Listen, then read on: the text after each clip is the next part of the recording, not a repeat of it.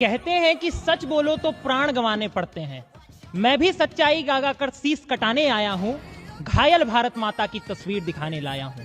सभापति महोदय, कौन से भारत को विकसित बनाने की बात कर रहे हैं आप? वो भारत जहां पिछले 5 वर्षों में महज 1160 केसेस का हवाला देकर इस देश की पार्लियामेंट्री कमेटी को यूजीसी लाना ज्यादा महत्वपूर्ण लगा, परंतु उसी दौरान 1,55,000 महिलाओं के साथ रेप हो जाने के बावजूद, जिसमें हमारे पटना की नीट छात्रा और छपरा की नाबालिग छात्रा भी शामिल रही, बजट से महिला सुरक्षा को 0.02% भी देना महत्वपूर्ण नहीं समझा गया। या उस भारत की जहां गरीब इतना गरीब और अमीर इतना अमीर होता चला गया क्योंकि डायरेक्ट टैक्सेस का महज 3.1% कॉर्पोरेट और 3.5% मिडिल क्लास को भरना पड़ रहा है।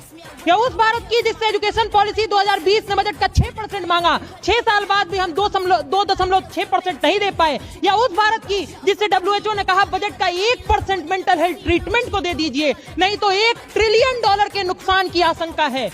13,892 स्टूडेंट्स के पिछले साल आत्महत्या कर लेने के बावजूद 0.0009% से ज्यादा देना महत्वपूर्ण नहीं समझा गया। कौन उस भारत की जहां एक तरफ AVGC कंटेंट क्रिएटर्स लैब, खेलो India mission, India semiconductor mission 2.0 जैसी शानदार योजनाएं बजट का हिस्सा बनाई गई।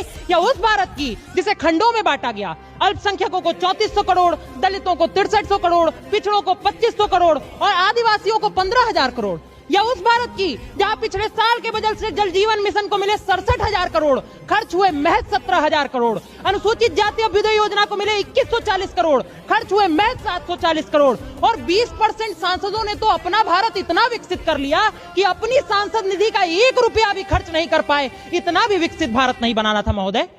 और उसके बाद कहा गया कि बजट का घाटा 4.4% हो गया है। सभापति महोदय, मेरी तो ये समझ में नहीं आता कि हमने खर्च के लिए दिए 100 रुपए, खर्च हुए 40 रुपए, 60 का तो फायदा होना चाहिए था, 64 का नुकसान कैसे हो गया? ये इस सदन के सामने सबसे बड़ा प्रश्न है।